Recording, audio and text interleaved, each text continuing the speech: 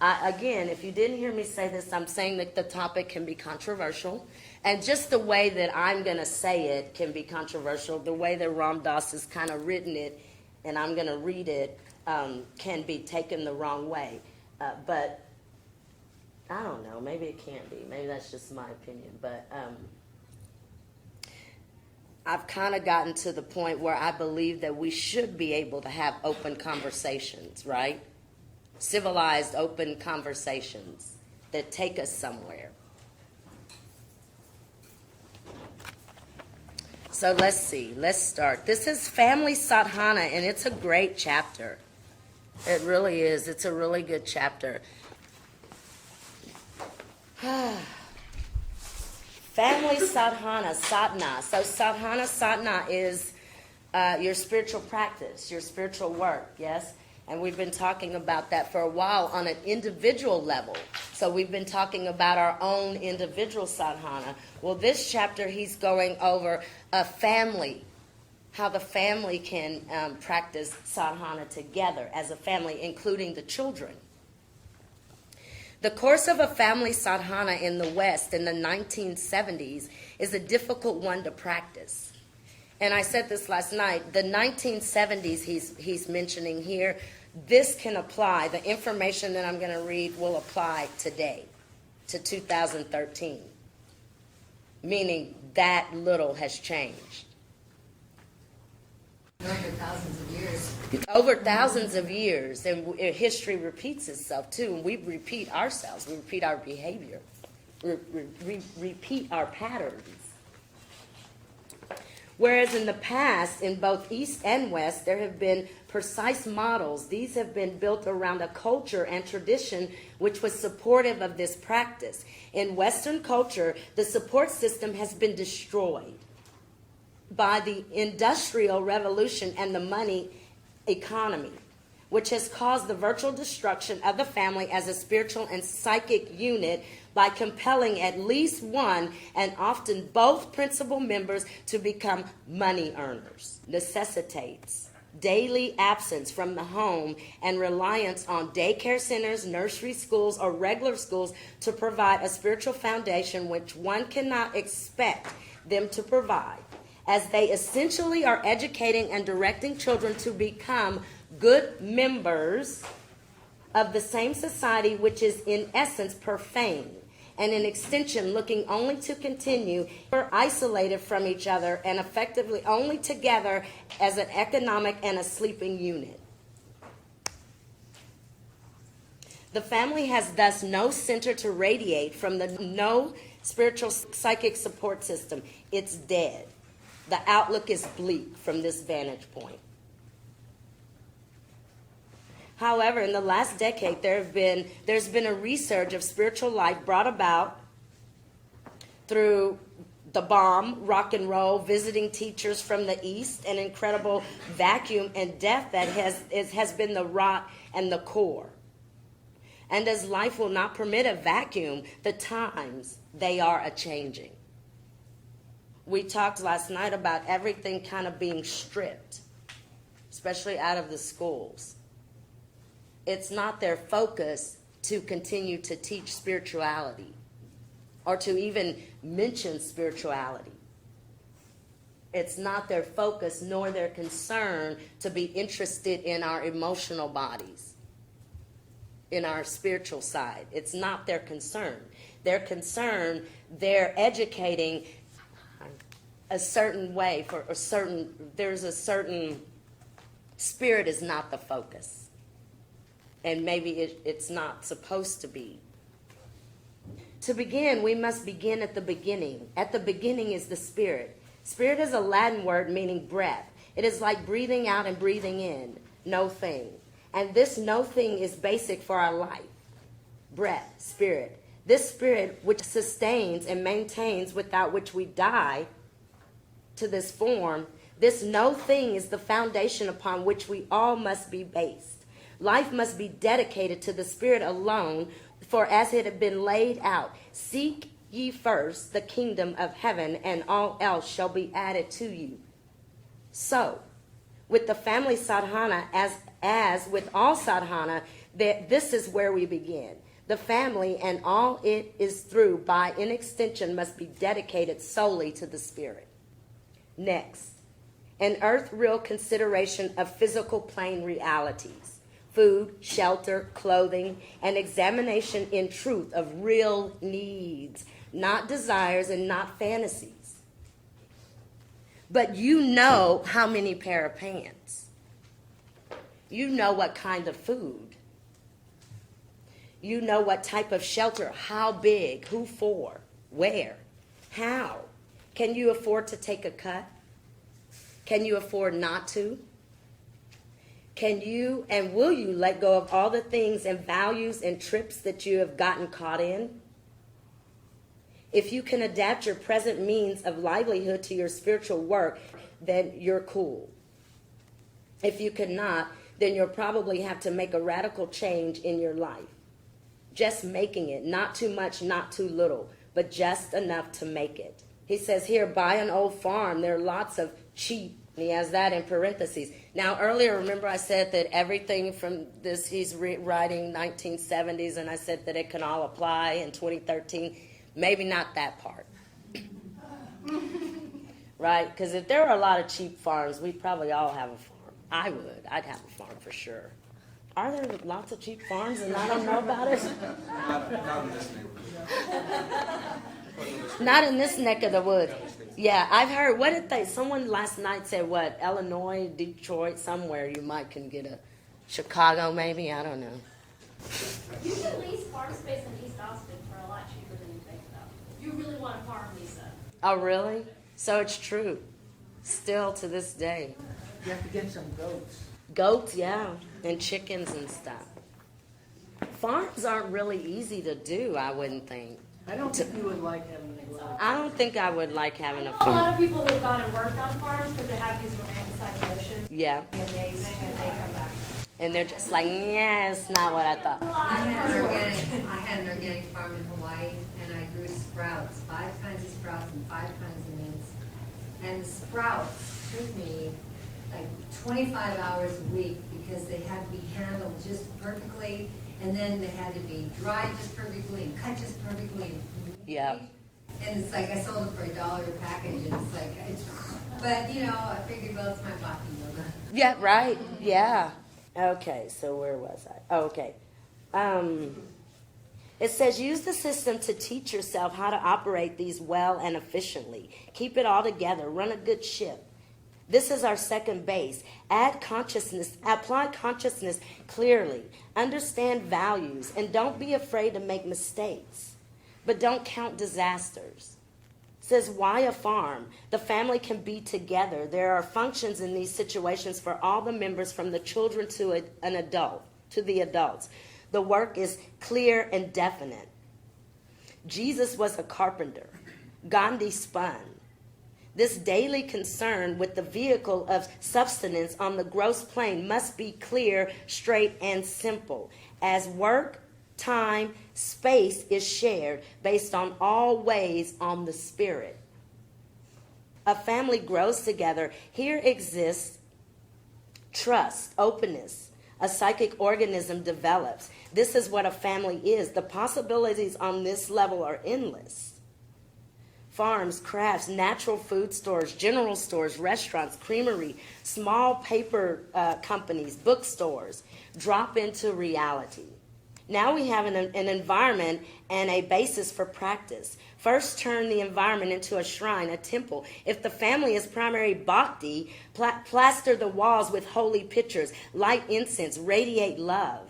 If the family is Christian, make it a home for Christ.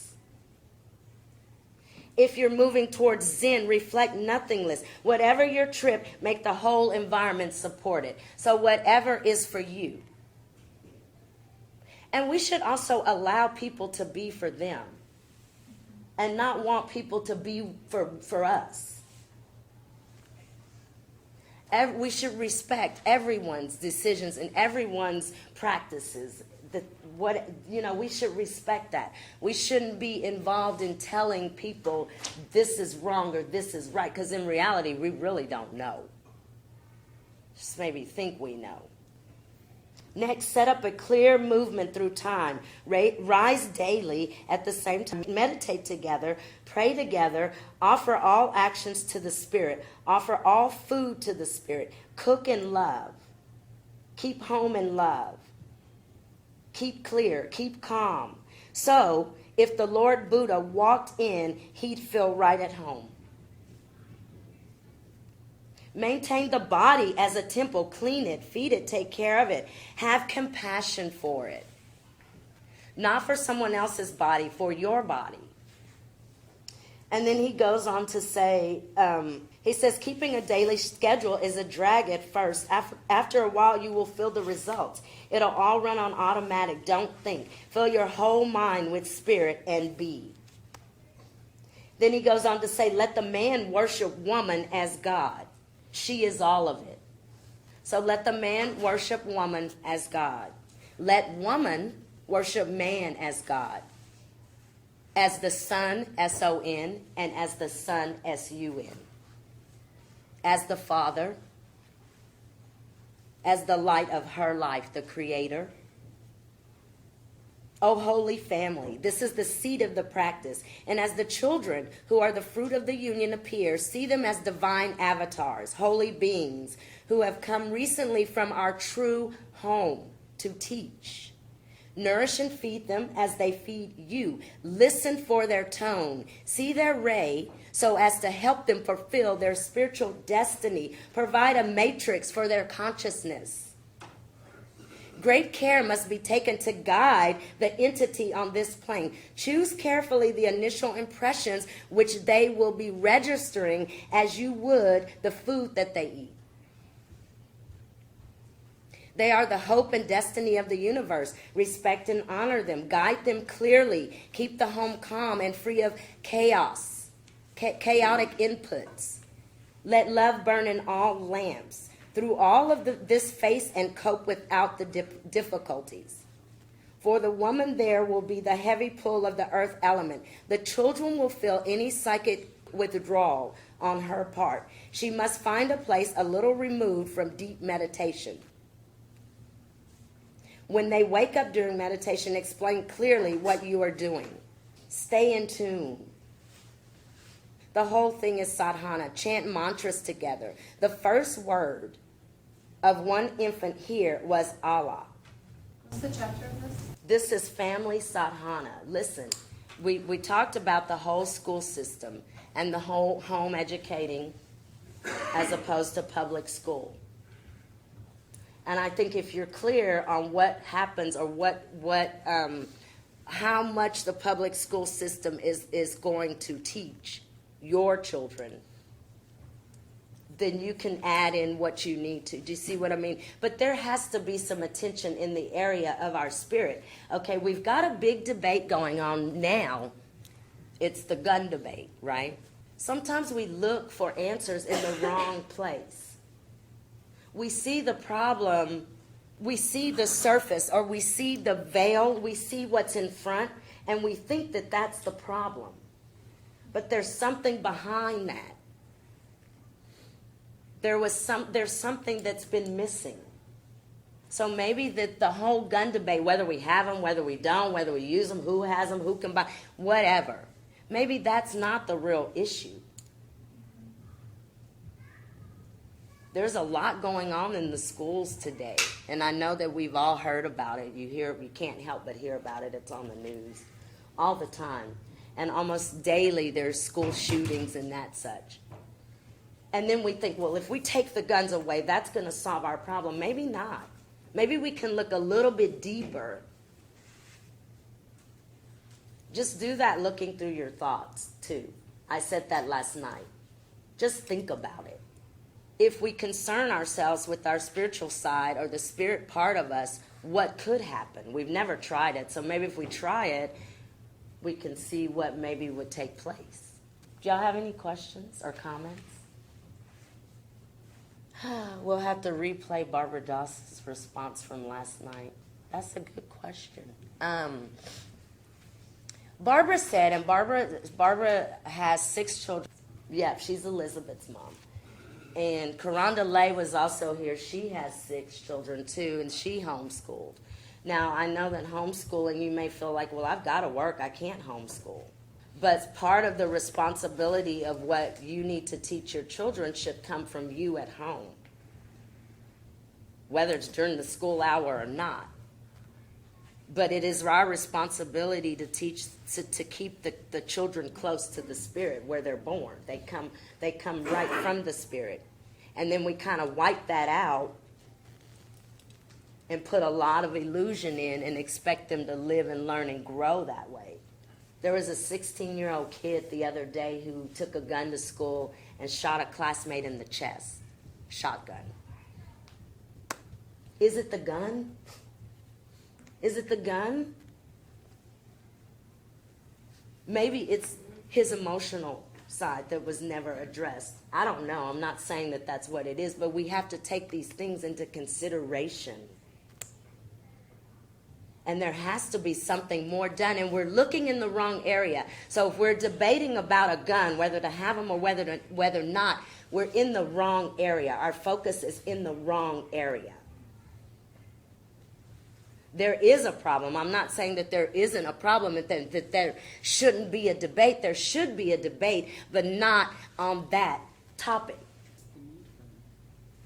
Why do we need them? Yes. Address the fear behind why we feel like we need them, period. It's a cover-up.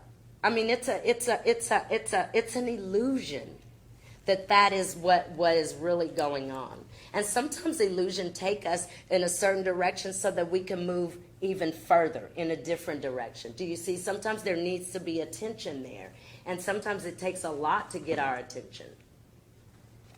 It's interesting thinking about education. I'm a mother of 2 young kids, so that's constantly on my mind. But thinking about education and homeschooling, public education versus whatever other options, there's a myriad of options at this point. But thinking about this, regardless of who your kid's teacher is, it's our responsibility as parents and as a community to homeschool. No matter if they're in public school, Right. or they're at home learning, it's homeschool. Right. They're in the community, they are in your home. Right. We are all teachers, Yep. even if you never wanted kids. Yep. We are all teaching Yep. everybody. Yeah, that's It's right. our responsibility as a collective community. It is our responsibility. So like Sarah said, it doesn't mean that you have to homeschool. You know, so if you run out of the classroom going, I just can't, I don't have the time. I've got to work. And fine. But it's your responsibility to homeschool when you're with your child teaching. It says teach the children. And like Sarah says, as a community, it's not just as the parent, but as a community, we teach the children. We should care for the children. It's really a hard thing, guys, but we're in some serious... He says in the 1970s, he wrote, it looks bleak at this advantage point. It still looks bleak. I'm just going to be honest. It still looks bleak. We have to take responsibility. I was thinking about this last night when Karonda Lay was talking about... Tell us what Karonda Lay said, because I think Sarah asked what Barbara and Karonda Lay said, and I couldn't remember. But No, it was about how important homeschooling was to her and creating that special environment. And I was just thinking about the fact that I'm a teacher in the public schools, and I felt very strongly about them. But I work at an IB school, International Baccalaureate School, and we really foster a global mindedness, being open-minded, reflecting, and we have some lively debates, because I teach Spanish, and I teach about history and about the kid language, about respect for other cultures, and how, when Spain came over, they didn't respect the Aztecs, or they didn't respect people in the Caribbean. And so we had, at Christmas time, or I should say the holidays, it was really rough. She's at my school too. It was really rough because there was a fear factor. We're talking about fear. Fear in reaction to, getting rid of Christmas and, what's going to happen to us, in our culture. But we had lively debates in my class about all religions and that we respect all religions. And so I really think that, last night we said something about taking spirituality out of public school and doing nothing. Right. Well, I think we should bring all of it back. Yes. Just all of it, Yes. and the respect for everyone. Yes. But there's a division between spirituality and religion. And Yes. so many people don't understand the Right. difference. You don't have to teach religion to teach Right. someone to be with their soul. Yes. Yeah. And that's a hard one, because it's all that surface religious practice and everything, but. Because that's how it would start. I think that's what you're saying. A lot of that would start through some sort of religion. But Barbara's comment was that the school said, okay, there's a problem with this, there's a problem with this, there's a problem with this, there's a problem with this. Let's take it all out. Let's take every bit of it out. Let's just strip it all. That way we don't have to hear this side, that side, this side, this side. Nobody can complain because none of it is there. But look at the situation that we're in now. 16-year-old just shot a classmate in the chest with a shotgun. Look at the situation that we're in now. So there was a consequence to that stripping. And I do believe we should put it all back now. And just learn to respect it, learn to respect our differences because we're different. We're allowed to be different. We're different, but we're the same at the same time. We're different, but we're exactly the same. We're made of the same exact stuff. We come from the exact same emotional pool. We have the same essence, no matter where we're from or what language we speak. We need to address fear. We need to address our fears, but not in an angry way, not in a fearful way, in an open and an honest, in a way that's going to add to the collective and that's actually going to solve some problems because we've got them. Yeah, David. A lot of what we just read that Dr. Alpert wrote is reflecting on a lot of the ways he was raised. And going back on what you said, and this is one of the few times I've felt compelled to critique, is that his perspective is really based upon his being raised in an affluent nuclear family in the United States post-World War II. Ram Dass.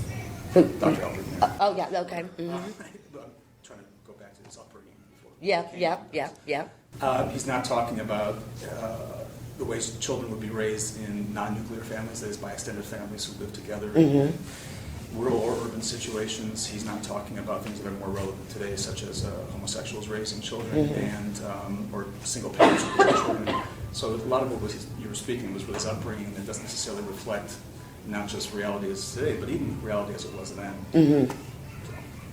Well, I mean, and basically what he's saying is that we need to pay attention to the spirit, and wherever you come from, that's the case. Whether you're in the rural or whether you're in the city or whether you're black, you're white, you're gold, it shouldn't matter. The spirit is where it is, and that's what we've never paid attention to. We all have it, but we don't know it. So no matter where we come from, that's what should be done. Even if you're poor, if you're rich or if you're poor, like you said, he had lots of money. We've watched Ram Dass's movie. So he did come from a very wealthy family. Maybe he had the time to sit around and do these nice flowery things.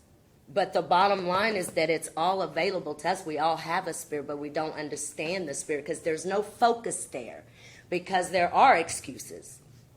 Let's not do that. I don't have time. I don't have money. Yeah. I don't know if all of you have seen the movie. It was quite a few years ago called Pay It Forward. But I would say that would be a great movie to have your whole family sit down and watch. And then, do you know about the movie? Who doesn't know? Well, about Pay It Forward means you do things because you want to do them to help people. And by paying it forward, then good things will come to you. It's done beautifully. And my grandkids, we watched that movie together because I wanted them to. They would ask me, well, do I get to pay it forward now that I did something nice? But the point is that they got it. Yeah. And that's a great movie to share with your families together and talk about it afterward, about how you do things just because it's the right thing. It's the right thing. To do, and it's loving and kind. And, it's a different approach from, it's still spirituality, but sometimes kids, they just, you know, Mm-hmm. they go, Mm-hmm. but they can understand it from other points of view. Adults do that more than kids. Yeah, true. Kids are usually pretty open to it, but adults are like, ah, got my belief, got my idea, don't want to hear it. But we're in the same situation that we've been in.